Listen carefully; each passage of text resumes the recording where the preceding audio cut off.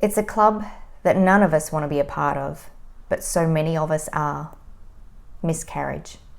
1 in 4 pregnancies end in miscarriage. If only that statistic gave us comfort. So how do you cope with miscarriage? How do you survive with early pregnancy loss? And how do you live after losing your baby? This is exactly what I'll be talking about in today's video. I'll be providing you with a number of tips for coping with miscarriage based on my own experience. Hi, my name's Jennifer Robertson and I'm a fertility coach and a writer. I am also a fellow fertility warrior, having spent 7 years trying to conceive. I will never forget that feeling of complete hopelessness and utter despair when our sonographer told us that our baby hadn't grown and that she couldn't find a heartbeat.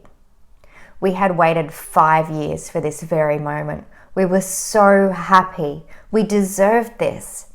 And then the ground was pulled out from underneath us. What they don't tell you, however, is that it doesn't happen fast. Our little angel would not let go. And in the end, after a couple of weeks of going back and forth, we had to induce a miscarriage, one of the most painful emotionally and physically experience that I've ever had in my life. At the time, I didn't know how to deal with it, who to turn to, or what to do. So I just pushed down the pain and I completely ignored it.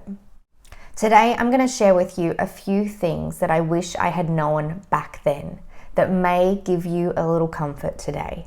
But before we dive in, if you love this video, please feel free to give it a thumbs up and make sure you hit the subscribe button below and tick the little bell as well so that you're notified every single time a new video comes online. So here are a few things that I wish that I had known back then that may give you a little comfort. Firstly, this is not your fault. There are very few things that you can actually do yourself that will induce a miscarriage. More times than not, it's a genetic abnormality in the embryo. So there's no need to hold on to that guilt and blame yourself. This is not your fault. Next, you are not alone. I know it feels like the world is closing in on you and you just want to put your head underneath the blanket and shut out the rest of the world. But you're not alone. 1 in 4 pregnancies end in miscarriage, unfortunately. Don't be afraid to talk about it with someone that you feel comfortable with. You never know, they may have gone through it too. How you are feeling is completely valid. There is no need to minimize your feelings or say, well, at least it happened now, or it wasn't really a baby in the first place, so that's okay. It is okay to be angry and sad and frustrated. You don't need to minimize your feelings. Take all the time that you need to grieve and process. And that's exactly what you're doing. You're grieving. You lost something. It is okay to take some time to process the emotions that are coming through. There is no time limit for grief, nor will you get over it. This is something that you need to walk through, and it will come back over and over again, but you'll be okay. I know it's easier to push it down and pretend that it didn't happen and go on with your life, but it is really important to process it and walk through it. If the thought of sitting inside your grief for too long is really daunting, you don't have to do that. You can schedule it in. You can set aside a time each day, whether it's in the shower, after dinner, in the bath, going for a walk, whatever. You can schedule in your time for grief, sit in it, and then walk away from it as well. Accept that you may not find a reason why this happened.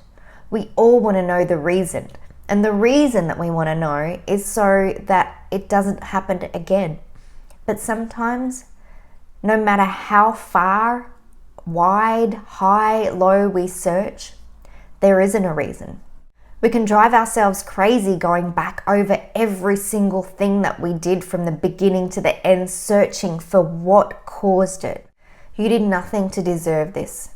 Release the guilt and the need for an answer. It's so easy to feel let down by your body. It couldn't do what it was supposed to do, but it did. Your body did do what it was supposed to do.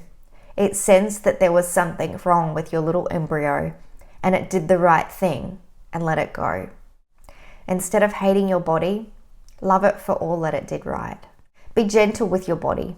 It has experienced a lot of trauma and lost a lot of blood, so make sure that you follow your doctor's advice and try to eat meals that are really rich in iron and warm and comforting as well.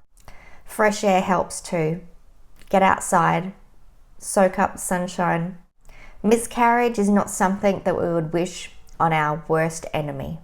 But my miscarriages, they provided me with a little hope that I could do it, that I could get there, that this wasn't the end of the road.